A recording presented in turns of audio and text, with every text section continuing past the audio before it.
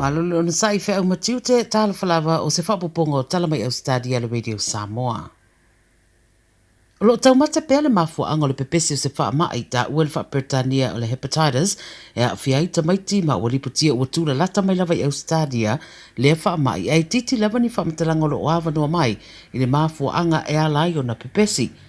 Whai mai le 7 News e to tolu ta maiti Indonesia wa maari riu mai le acute hepatitis i le masina o Aperila.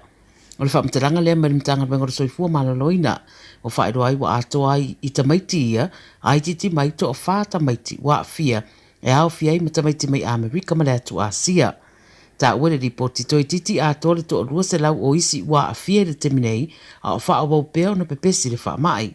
O ta maiti na fia mai Indonesia e wha pēa, na tau fia le wha mai Jakarta, ma o aunga, e au fia i le wha fau se turou, Whaasuati, manawatata, o le fiva, ma pei e mailili nisi o taimi, tau matapongia.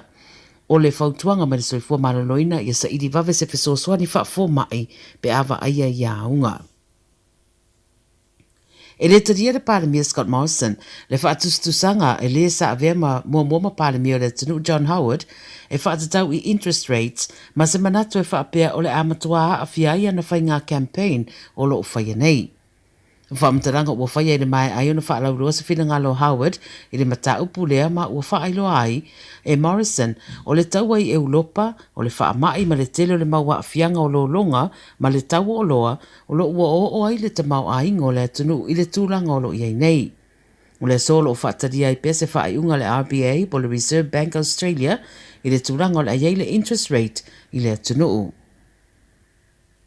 Ua whaasalaina nei ere whaamasinonga se ri mai sini i le umi e se fururua tausanga ma le fitu masina e te tau na turi le whalepuipui o na o le whasiotia o se ri e suafa ia Scott Johnson le whaapea ua tōru whatausanga talo na tura i mai le whaalamalabe ai whato ata utino le ua whaasala nei i le soli tura fono sa whatinoina. I patia le SBS o le ua mariua le tangata Amerika a o le ua whaasaraina suafa ia Scott White ma o lona tautino le morianga ua whaamutai ma se mata upu ua au tausanga o naunau pere a inga o le ua mariu ia sa i dia le amio tonu o na eletari tonu sa pule le ua mariu ilona soifua. Ta wala le ripote le whaeunga le whaamasinonga e te tawana turi le whaasaranga mo le varu tausanga ma le tonu masina pe ai titi mai whato a awanoa talo sanga mo se palola. Wa amata nese suenga le Australian Workers Union po le union tangata whaingaruenga Ausetalia e whaatatau i whaatoanga o lo tutongi mawalalo ala tu tangata whaingaruenga. O whaeroa le SBS o whaatino le tūlanga a lo o whaawau peo na whai mai nisi o lau whai whaatoanga ma tangata e ana ngaruenga o suinga i le Horticulture Award o whaaleanga i a whaatulanga na moa lato pisinisi ma le awala e whaafoe ai. Wa mai le uni e fōringa mai o pule o ngā ruenga o lo o awhia i lalo le tūlanga lea o lo o tutongi tangata whai ngā ruenga ini tutongi e i lalo mai o le au whaisa o tutongi te tau na iai. O whaeloa o la o le awhiso o tai nei tangata whai ngā ruenga ia pe o iaini tupe o lo o tau na tutongi atu e pule o ngā ruenga ia i la tau e tusa ai o le mata upu. O whaeloa fo i le uni o le a whaalau loa seisi au unanga i runga o penga ta whaelangi mo migrant workers po tangata whai ngā ruenga malanga mai i le atunuu e whaafai fiai mo lātou o na siaki pe o tutongi sa o lātou i le tutongi te tau o na iai i ngā luenga whai. Tala mulimuli, o tae au leo whaatūlanga i le solo te te a whaia o ngai ni sawulese ma fo mai ona o lātou tutongi.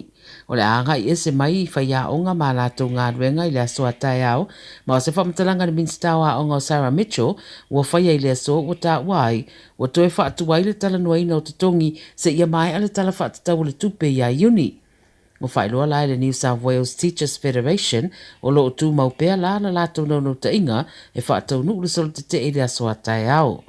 Ele nao le asosia whaia o ngā lo iei se tūranga whaapea ma le whainga malo o lo whaapea fo i ma isi asosia mai a tau si mai, paramedics, ia matangata whainga ruenga tau whemalanga inga. O whaeloa lao le a tāpunia ni se o a onga lau tele